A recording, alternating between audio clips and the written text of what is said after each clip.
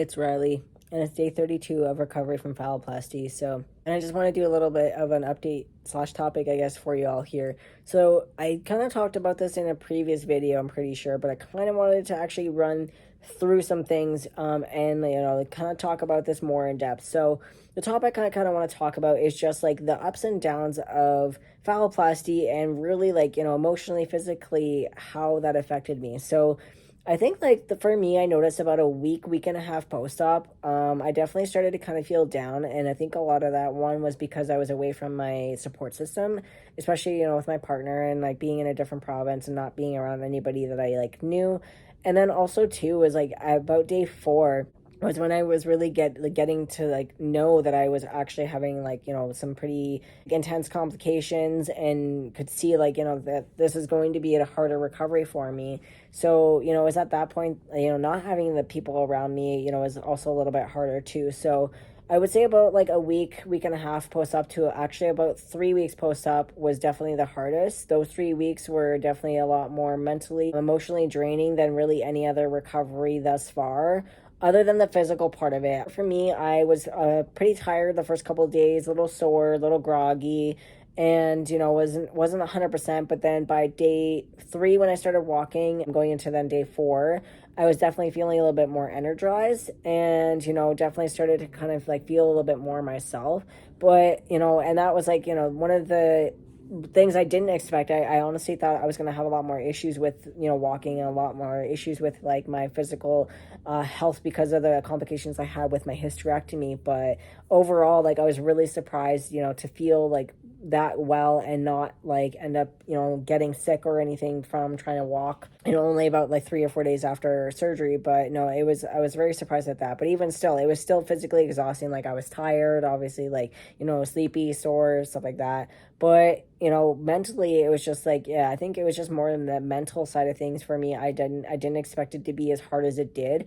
And I think a lot of that was just ended up dealing with complications over the last month. I ended up figuring out yesterday it was about 9 to 10 complications in literally a month span, which for anybody, that's a lot. And also to do with only one surgery. And it's just that can definitely get anybody down, to deal with all of that, and having to keep going to doctor's appointments and messaging and emailing, and just trying to stay on top of things and make sure that things are actually looking well, or if there's any changes, making sure that those changes are what is expected. It's just a lot. It's definitely draining on not only just myself, but also my partner. Maybe that's something we can talk about in the video together. But it's just the realization of really how much this can affect not only myself, but other people around me, because it's especially with dealing with complications, we're having to do a little bit more things a little bit differently, and just it's just it wasn't something that I expected. So I think that was a lot of it too, was once I started to get the complications, it was the kind of upset about it. I was just not happy. Of course, this is, why is this the recovery that I have to deal with? Why is this what I'm having to go through? It's just kind of annoying, but upsetting. And it was just something that I was not really prepared for. I went into it obviously thinking that I will accept the complications if I have any. I will deal with them when I get there. But I went into it with a mindset of there won't be any complications. I will get through this. This will be, a good situation. I kind of went into it with a more positive mindset, but then also thought about, okay, if, keep in mind that you may have complications. Not that I will have complications, because I didn't want to go into thinking that. But even though I kept that mind of okay, there might be, I still didn't expect what I did get, and, really how hard it would be to kind of deal with it and go through it. So, it's just, I don't think it's something that a lot of people talk about with phalloplasty, and really how hard it is to, go through this, recovery. And even without complications, it's a lot on anybody. You have 3 parts of your body at once that are going through a recovery. My leg, I would have to say, was really one of the easier things. I found I was pretty much able to bend my leg pretty early on. It was a little bit stiff in the first week. That was the one thing I did notice, is even if I could bend my knee, I would find that the next morning I would wake up, it would be quite stiff. It would take a little bit for it to get back the mobility.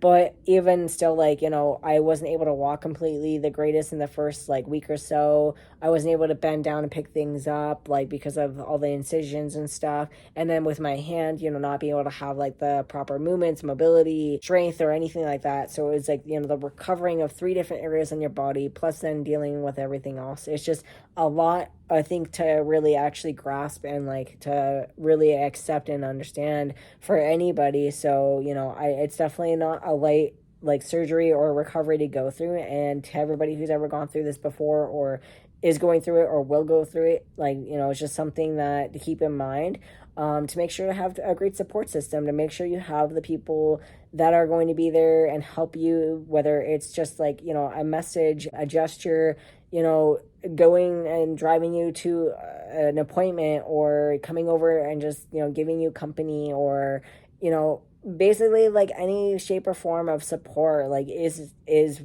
super helpful through times like this. So, I just want to also say thank you to everybody who has been there, who has sent me, a recovery tip, something from my Amazon wish list, sent me a message, or in any way, shape, or form been there. And especially like for my partner, who's been here by my side throughout all of my recovery right from the start. So, all of those things are appreciated. And I just want to say thank you to everybody who has been there.